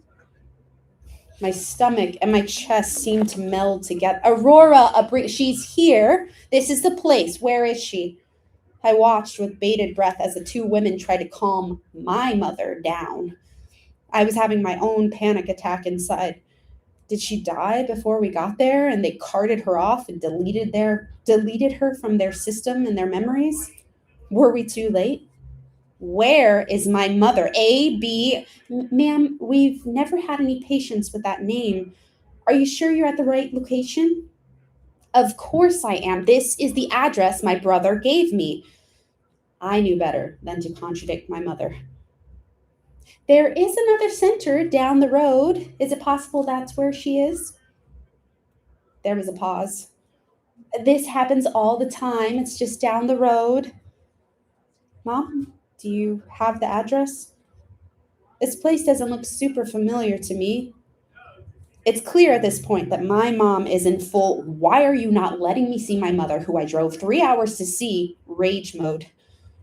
She exhales deeply and double checks the address. She grumbles something under her breath about it being the wrong place, and we leave embarrassed. The two women try to wish us a nice day, and we drive down the road to the nearly identical looking building. The parking lot looked empty, and I wondered if it was open. We had to put a code in order to unlock the front door. The code was posted on a sign just next to the door explaining that this was a safety measure so patients didn't wander. We punched in the code and entered an eerily quiet and empty lobby. No women to greet us. No front desk, just a small kiosk in the far corner of the room that I drew my mom's attention to. We clicked check in and then entered my grandmother's name as the patient we were there to see. We scanned our IDs and the little machine printed out name tags with our photos for both of us to wear. What next? I thought. Where is she? We cautiously began to wander the halls, hoping not to disturb anyone. Still no humans in sight. Where was everyone? Did anyone work here? Hello? We turned a corner to a liminal hallway and took one brave foot in front of the other. An older woman in a wheelchair walked herself forward with her feet like a child in an office chair. She held a doll close as if it was her child and spoke words I didn't understand. We walked past her and turned another corner. At the very end of the hallway was a desk. Behind it was a woman mid-bite. "Oh, hello? Looking for someone?" "Aurora." "Oh, Miss Abrigo? She's right there." We turned around to find my grandmother's room just across the way. It was a shared room. Her roommate was behind a closed curtain, occasionally mumbling to herself with items piled around her as if her entire 3-story house had been consolidated into half of a hospital room. She had furniture, a TV. My grandmother, on the other hand, looked like a living shrine. She lay in bed with her eyes closed and her hands over her stomach, the fluorescent light on above her giving her this kind of angelic glow. She was too beautiful and peaceful to be disturbed, but we woke her up anyway. "Hi, Mom," my mother said. My grandmother opened her eyes and smiled. "Hi." She seemed a little caught off guard. When she got up, she noticed she wasn't in pajamas, but in a t-shirt and oversized jeans. A tired old belt held them up around her waist. She grabbed them and pulled them up, a little confused as to why she was wearing pants that didn't fit her. Perhaps they were the ones she had on when she checked in. Perhaps they used to fit her. Perhaps they felt familiar, so she kept them on. My uncle said they tried to give her new pants that do fit her, but she always chose to wear these. I wondered if I would do the same. She sat up and began to visit with us. She didn't really know who we were or what to say. "Are you visiting from out of town?" "Yes." "Oh, where are you from?" "We came from San Antonio." "Oh, wow," she said. "There's so much traffic there." "Yes," we said. And so it went on a few times. Same questions. "Where are you from?" "San Antonio." Traffic. After our short chat, my mother turned and pointed at the butterfly in my hair. "Did you see what she has in her hair, Mom?" "Oh!" I slowly passed the butterfly over to her, and my mom and I held our breath as we watched her grasp it between her fingers. "Oh, how nice." She didn't remember. She handed it back. I could see the light slowly fading from my mother's eyes. My grandmother looked up at us as if it was the first time. "Are you friends of Henrietta?" Henrietta is my mother's name. My mother, who was at this moment sitting directly across from my grandmother. She didn't recognize her, but at least she remembers she has a daughter, and that her name is Henrietta. She thought I was one of her school friends. When I was in college, I did an internship in a memory care unit. This was before I knew about my grandmother. I helped the recreation director come up with activities to keep the seniors entertained. We helped them get in a circle and kick a beach ball back and forth to each other. There was a woman named Ruth who would play the piano absolutely beautifully if you asked her to. And we'd make them mock pina coladas. And a woman would visit every now and then and paint her mother's nails, even though her mother had no clue who she was. Different patients sometimes had repetitive behaviors or questions they would ask, like where their husband was or if they could go make coffee. I always wondered what mine would be. I kept my hair short at the time and wore pants, so whenever I whenever I held the door open for an older woman, she would very loudly say to my manager, "What a nice young boy." But the most painful was Edna. Edna didn't come out much. She mainly stayed in her room, but you could occasionally bring her coffee and some cookies and stay for a visit. She didn't really react to the words you were saying, but she still seemed to enjoy the company nonetheless. No one ever visited Edna. Another gentleman loved to talk about cars, so he'd stare out the window down to the parking lot and go on about carburetors. And they'd all make jokes pretending the mocktails were real. And even the folks in the wheelchairs had a blast trying to hit the beach balls with their hand or foot. We'd all laugh, and I never felt so grateful to be there for someone who really didn't have anyone. Too painful for family to visit, I thought. So when we were with my grandmother, I felt like I had a few more tools in my belt when it came to having a conversation. Are you friends of Henrietta? Yes, we are. Oh, she must be at school. Yes, we were just stopping by to say hello. Oh, how nice. Yes. We sat in silence, and then I remembered the bear. We brought you this. Oh, look at that. Oh, how cute. She smiled and looked at it like it was gold. She fluffed its little pajamas and smoothed down its collar. She had never seen such beautifully tailored clothes on a bear before. Oh, would you look at that? She kept saying. She was mesmerized. She couldn't stop smiling. And look, I said, press here. I moved her hand over its paw and gently pressed. I love you. I love you. Oh, would you look at that? She nuzzled the bear into her chest and smiled. Before we left, my mother took a Sharpie and wrote her name and room number on the chest of the bear. Apparently, there was an issue of things getting taken by other patients occasionally. Not out of malice, but just for the fact that no one really knows what's theirs and what isn't. And dolls and bears are very popular. We told my grandmother it was time for us to go, and she said she would walk us out. She moved slowly, but we walked together. She took my arm for support, and I was allowed to hold on to her as we walked in silence. It felt like she knew, for a moment, who we were, that we were there, how much we loved her, and she let me hold her hand. It was such a gift to hold her, to be with her, and we walked. When we got to the front, we said our goodbyes, and she thanked us for coming. We smiled and waved and carefully made sure the door latched behind us. We walked a few steps out of view from the building. I looked at my mother and we started to sob.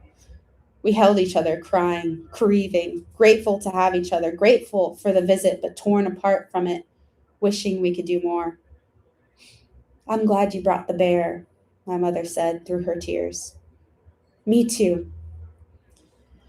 We decided to wind down by going to the local TJ Maxx and walking around. Shopping was always therapeutic for us, anything to not think about what we just experienced. We grabbed some essential oils, stopped for food, and hopped in the car for the 3-hour drive home. I asked my mom if she was okay driving. She wasn't. I drove us home. I'm proud of you, I said. That was really, really hard. But she's safe, and she's okay, And she loves you. I thought she was going to remember the butterfly, she said. Me too. I can't believe she remembered the traffic.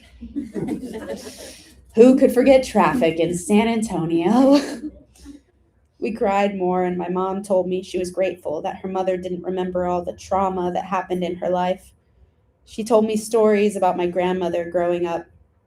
She talked about when she started showing signs. She told me that any of my grandmother's decisions the last 10 years of her life prior to her diagnosis had been rendered invalid by the government, that all of her assets were now being used to fund her stay at the living center. Well, I said, that's good that she's being taken care of. Yeah, she said. And we drove. I never thought I'd visit her again. Didn't know how much longer she had, but also didn't know if I wanted to risk a different visit. This one went so perfectly in my mind. But when my uncle called my mom and said they didn't think she was going to make it, I asked my boyfriend to drive with me so I could see her one last time. Apparently, she had fallen and broken her hip, so they weren't letting her walk anymore. She was in a wheelchair just for safety, as Alzheimer's can affect your balance, and they thought another fall could be fatal. When she was in the hospital for her hip, they had to put her on a feeding tube, but she didn't know where she was, so she kept trying to rip it out. We decided so last minute my mom couldn't come and my uncle was out of town. We got there later than expected, and I was half worried the visiting hours would be over, but they weren't. We found the place all right, and I carefully placed my boyfriend's sticker name tag on his chest. He held my hand as I choked back tears already swelling in my throat. It had been a while since I last saw her. Would I remember where she was?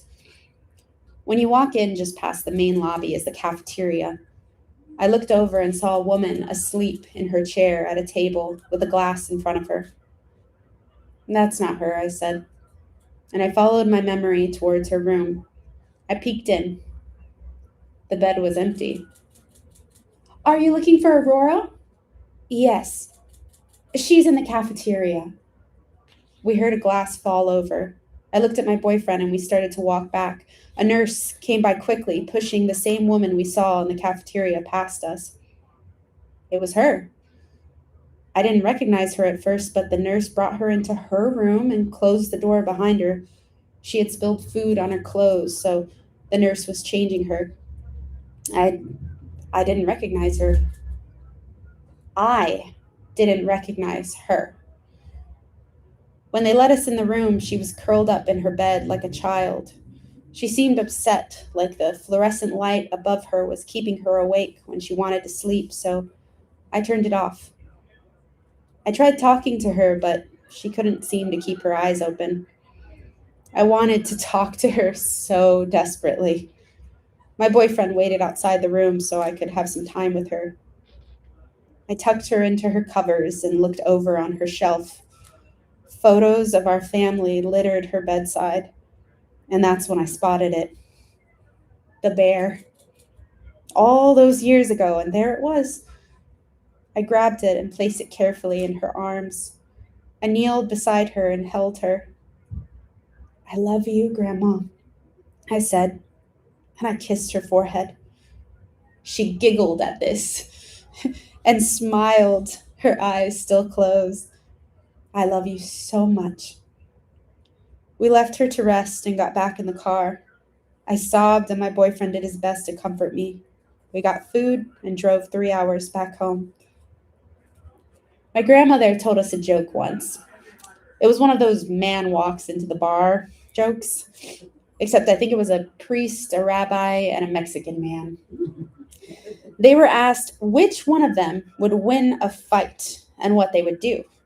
I don't remember what the other men said, but the Mexican man said he knew judo. The others were surprised and a little impressed. You know judo, they said. Wow. He said, yeah. You don't know if I got a knife. You don't know if I got a gun. You don't know. I never saw her laugh so hard. When I began writing about her, I wanted to learn more about her disease, and it just so happened that the Alzheimer's Association had free classes. They still do. We learned about dementia being an umbrella term with Alzheimer's falling under it, and I signed up for several classes, but only went to one. I learned my instructor was a volunteer and that her husband and several of her family members had passed due to Alzheimer's.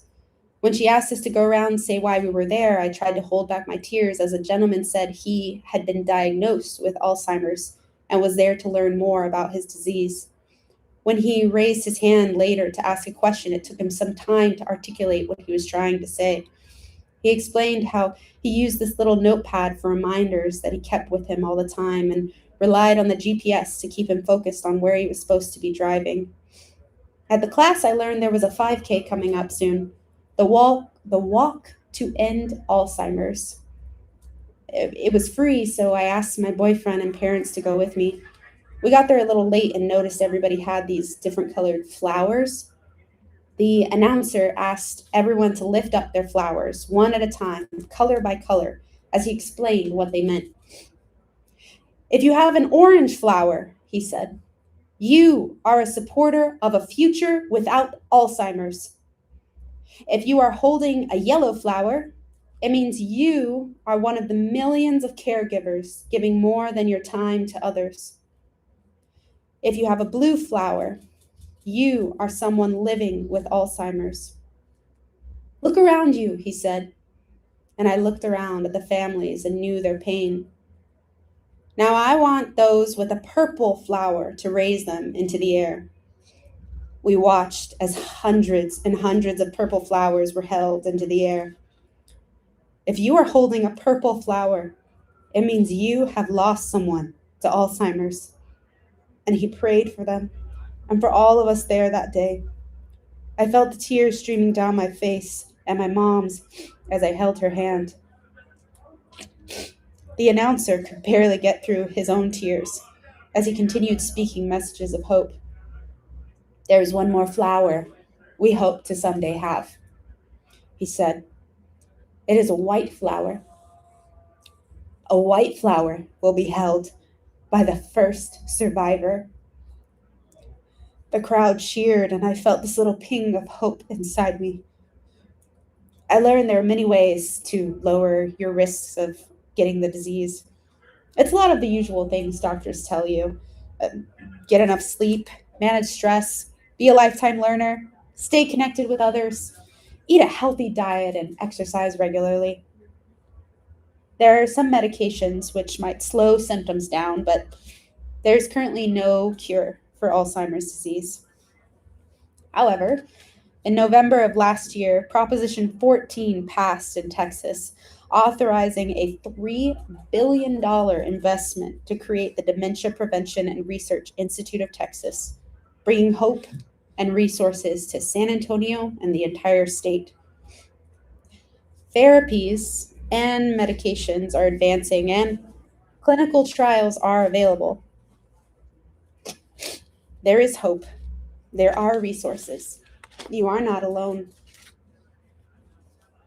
When I was younger, probably in my teens, my mom shared an old family video with me on VHS. For those of you who don't know, a VHS is a large tape, bigger than a cassette tape, about as large as an average Bible. And you'd put it inside of this thing called a VCR, and it would play back the video that had been recorded on it using a video camera. I know. I wondered what was on it. It seemed to be some kind of family gathering. I watched as a dashing man in a military uniform walked into the room. People cheered, and he smiled with charisma. Who was that? I took a closer look. Pause, rewind, play, pause. The smile. So familiar. I asked my mom, Mom, who is that? That's your Uncle Junior. Before the accident. He was tall, strong, and ready to sweep someone off the dance floor. I let the video play and I notice a woman holding a baby, so close, afraid to release it from her embrace. The woman held the baby with so much love, all the love you always wish you had in moments when you are cold and lost in the sea of your darkest emotions. Wow, who is that woman? That's your grandmother. And who is the baby? That's you. Today is my grandmother's 90th birthday. She's still alive. In fact, we're going to visit her this weekend to wish her a happy birthday. I know she may not know who she is, or where she is, but I hope she knows she is loved. I hope she knows she is not alone. I hope she knows we are all rooting for her. And I hope that when she sees the bear at the foot of her bed, she remembers, even just for a moment, that someone loves her.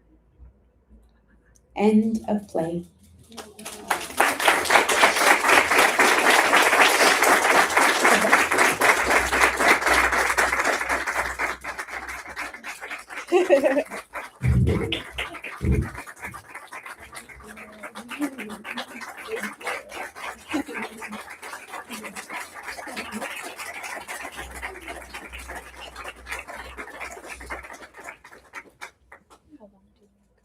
Maybe just a couple minutes. Well, unfortunately, that was more than a one tissue. So excuse me, because I have a job to do.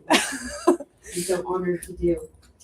Again, Amy asked me to host because not only is this story true and moving, it's a piece of art that we all got to listen to tonight.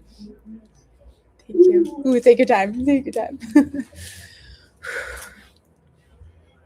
So we have a couple moments to think about what I always ask after you witness something artistic.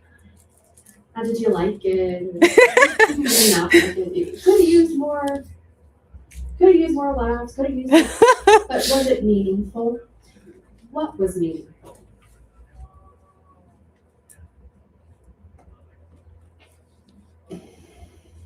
I know I'm taking my time, so I don't expect any of you to share that, but it's something to think about tonight. So what was meaningful, what was memorable, especially a play about memory? It's a special question to ask. As you hold that question, if you'd like to ask something, please raise your hand and I'll call on you. And Woo. now I can see you. There's people. Lovely. And while you think about that, Amy, if you'd like, Yeah. can you tell us a little bit about the intent of writing this piece? Yes. So this piece has been in the works for a couple years now, actually. So when I first thought of it, it was after the visit with my grandmother that me and my mom had. I was like, this is a one-act play by itself. Like just that visit felt like an entire show on its own. And so that was really what inspired me. And I tend to process a lot of my emotions, trauma, grief by writing. It's just like I need to get it out, need to get it on paper. And so when I applied for the grant, that was originally all that was in the play. And then when I started writing, it's funny, I hope it's long enough. I said, I don't know if this is going to be enough. And I had never written a one-person show. So when I looked at the page numbers, typically one page would be 1 minute, but that's totally different if it's a one person. Anyway, and it's 2 hours, right? But my intent was to honor her memory, to process my own stuff, and to share these stories that go away when we go away. I mean, there's so many stories we have inside us. It's amazing.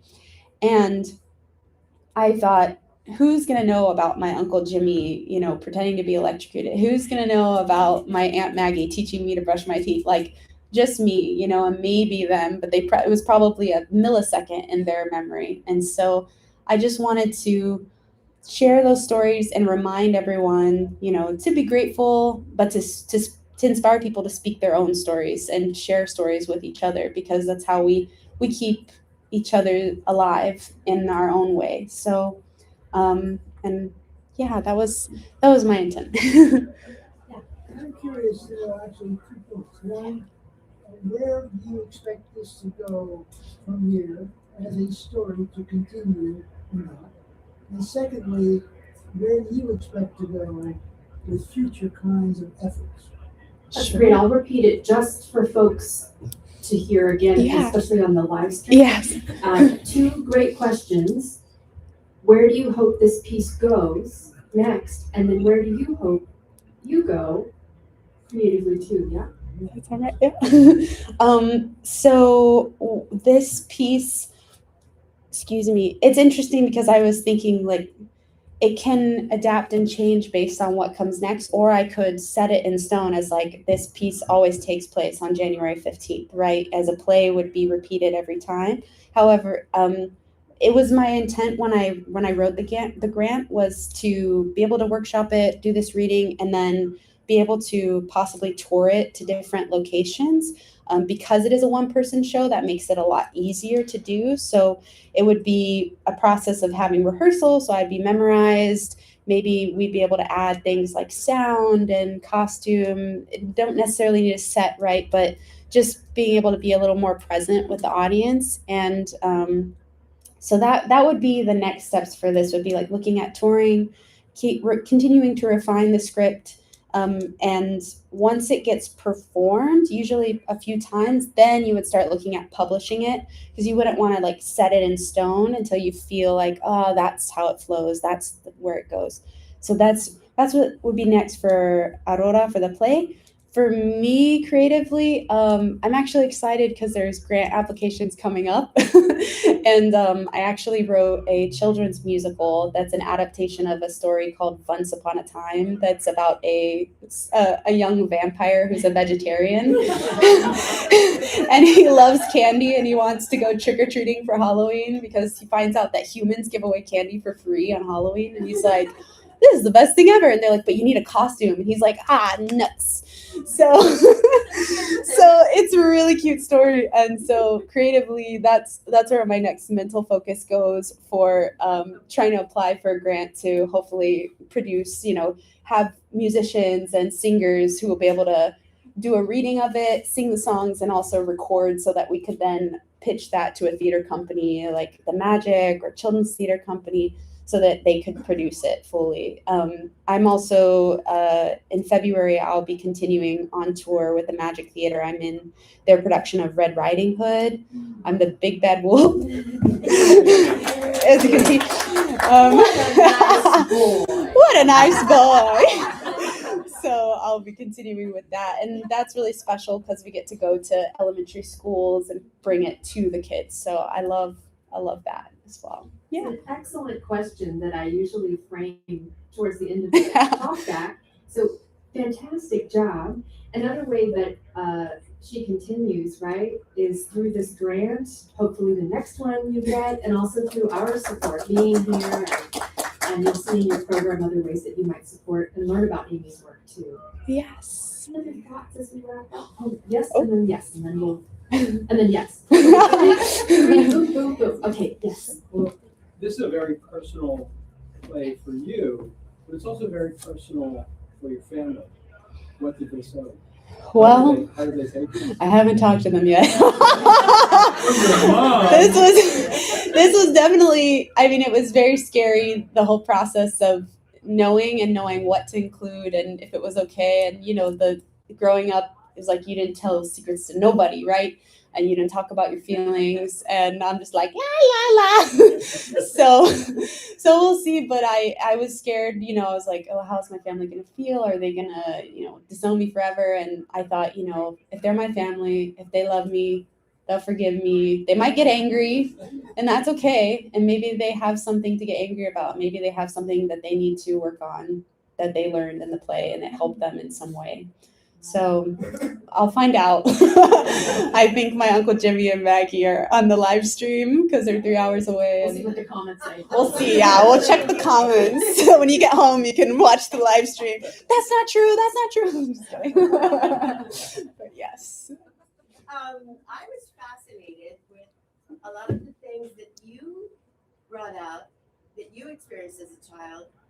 I did also. And one of my favorite things, of course, was my grandma de las tortillas with butter. Yes. And I always got the first one. Oh. So I was there. Oh. Sorry. You're okay. It's okay. But also, when she got to a point to where my mom couldn't care for her anymore, and she was in a nursing home. I think I should write a play about this. Do it. I never knew who I was going to be, where I was going to be, or what we were going to be doing. Sometimes I was my mother. Sometimes I was my cousin. Sometimes, it was another relative or whatever. A lot of times she thought I was my mom. And so we would look out at the window and el caballo blanco, qué bonito, the beautiful white horse next to the windmill, because that's what she grew up with. That's the rancho that she grew up with. And so she would ask me, should we go outside? Vamos a ver el caballo. And I was like, let's go, girl, Let's go. And she'd sit there and go, yeah, let's go. And that was it. So, thank you. You're welcome. You're welcome. Yes. It's a lot. It's such Thank a you. sensory experience.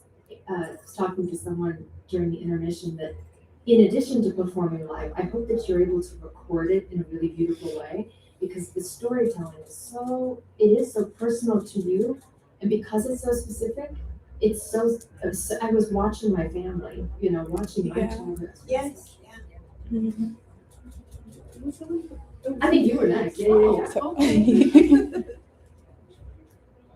I really appreciate how the whole first act didn't even touch on dementia. Because when someone has dementia, the whole family gets it. And you helped us build this world to see and understand the extent of what was lost. And this is a beautiful memoir tribute. I mean, I know you see this as a one-act play, but this is pure memoir text. That's so meaty that I hope you continue to expand and put more of those stories in that don't make it to the stage. I am on a similar journey. Awesome. I have written a one-woman play about being my mother's caregiver, who will be 86 in April. Wow. And so the question I have for you is, how has this experience, this very intimate experience with dementia affected, I'm not going to guess how old you are. I know you're younger than me. You're probably not going through the change yet. Not there yet. Is that a official question? Are you going through the change? But with that, how has this affected your own relationship with mortality, with your creativity, your cognition, all of that? Yes. Am I alive? Did the battery die? I could probably. Or this one? Ooh. Project, baby, project. I'm the king. No. Yeah. So, yeah. Oh, yes. Thank you. Just, in case people have hearing needs. Yeah. So, yes. I'm not sure if it was connected to dementia or how things were taught in my history class, but ever since when I was a very little girl, I had some rough times. I went to a therapist and they said, you got to talk to me. And I said, no, because in my family, you didn't talk to nobody about nothing. And she said, okay, here's this journal. write whatever you want in it. I'm not going to read it. No one's going to read it. You, whatever you want. And that's when I started writing, and it just like, but every time I would open a new journal, I would start like this history of my entire family, like as if a historian would find it, I'd be like, yes, and here is my family tree, and this is my second cousin removed, and we used to have, yes, Cheerios together. This is very important because Cheerios at the time. No, so like writing a historical. But yes, after when she had Alzheimer's, there was that obviously the fear of getting it myself, as well as sometimes it is genetic. It doesn't necessarily have to be, and also the fear of my mother and all those things. And I think I've done a lot more writing and preservation of memory in terms of photos and video, because I think it's important, and I do have that fear of like, if I do go away, I want my life to be somewhere. So I'm like forcing it out there. So I started a Substack like, I don't know, a few months ago when I found out what Substack was, which is basically, you can write your own like newsletter basically, but I've been using it. I started a blog in 2020 when the pandemic hit, because I was like, I don't know, what is happening? And I started writing poems and spoken word and processing things through that and YouTube. And then, but my blog couldn't be subscribed to or anything. So anyway, Substack, I've started doing a lot, and I've noticed a lot of like memories coming up and it feeling like a memoir. So I hope one day, I kind of see it as it preparing me for my book or books, right? Like I'm like, one day I'll go back and I'll pull that, and I'll be able to just tell my editor, here you go, read my Substack. but yes, I definitely feel more pushed to write things down and put them in a public way, so that there is a part of me, even if I lose those memories. It definitely makes me hold my boyfriend a lot closer, and I'm terrified of losing him, but also losing my memory of him and everyone I love. But I know that everyone I love would be there in any way they could, and love me in any way that they could. So, yeah. By the way, Amy, my mother's name is Oh. Oh.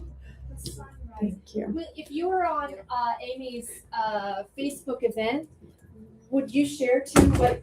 Oh, it's no, you're good. Secrets. Not for secret water. If you're on Amy's Facebook event, maybe you'd share where we can find your work too. 'Cause that's on the next Maybe Snapped Up in Prayer, the Dementia Diaries. Love. January 31st and February 1st at Jumpstart Theater. Amazing. Yes, oh, share it. Yes, Thank please you. share. Thank you. Yes. We're all stories like this, right, Amy? We're all interconnected. This spoke to each of us for a number of reasons, and we'll carry it with us as a memory forward. So it's very special to be in the room who we are today and have this as part of our memory. So thank you for sharing this with us. Amy, thank each of you. Thank the Alzheimer's Association, Meals on Wheels, our beautiful ASL interpreters, all of Amy's friends and crew, and of course the owners of Black Potion. And again, ways to support and learn about Amy's work in the program. Anything else? No. Thank you for being here. It means a lot. Thank you so much. I really was like, I told my boyfriend, I don't know if anybody wants to go. I don't know if anybody's going to show up, but it's okay. No, that's how we show up for community. So we love you. Thank you for being here.